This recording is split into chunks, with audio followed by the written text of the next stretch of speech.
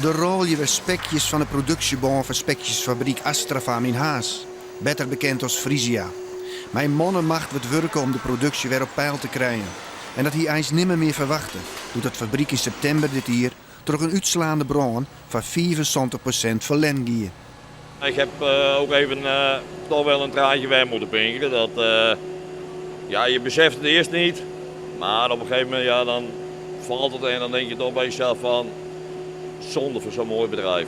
En op een gegeven moment komt het wel in een kritieke fase. En toen hadden we dat ik met de brandweerlijn had dat in een magazine net staan bloed en de verpakking bloed net staan, dan kunnen we het hier in Haas wel vergeten. Want dan net de saffelen wij, dan kunnen we misschien er beter op een andere locatie opbouwen of weet ik wel wat. Maar dan wordt het wel heel erg moeilijk.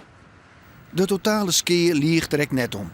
Van het hele fabriekscomplex giet liefst 15.000 vierkante meter om gebouwen en machines in vlammen op.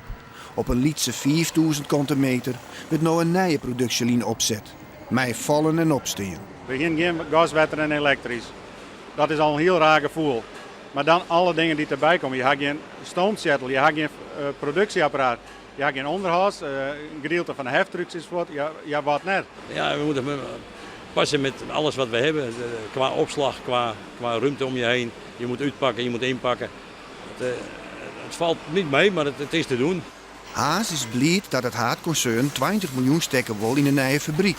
Net zoals er binnen Saffelen klanten verlenging dat een reorganisatie net voorkomen worden kan. Nou, ik denk dat wel 40% van de klanten onze spekken dus nog niet meer krijgen en dat ze het ergens oors betrekken. En dat is, ze kennen ik net oors, want wij kennen ze net beleven. Ja, dat is inderdaad zo. En dat is hard aangekomen. Ten meer dat je bedenkt dat een heleboel mensen toch hier 8 weken lang met een tandenborstel aan het poetsen geweest zijn om het spul weer wat mooi schoon te krijgen. En dan worden ze mogelijk ontslaan. Ja, en dan wordt dat is een harde confrontatie. Het zal waarschijnlijk nog wel even een tijdje duren voordat alles weer helemaal functioneel is, dat is zoals we het hebben gehad. Maar tot die tijd dan doen we ons best en we gaan ervoor.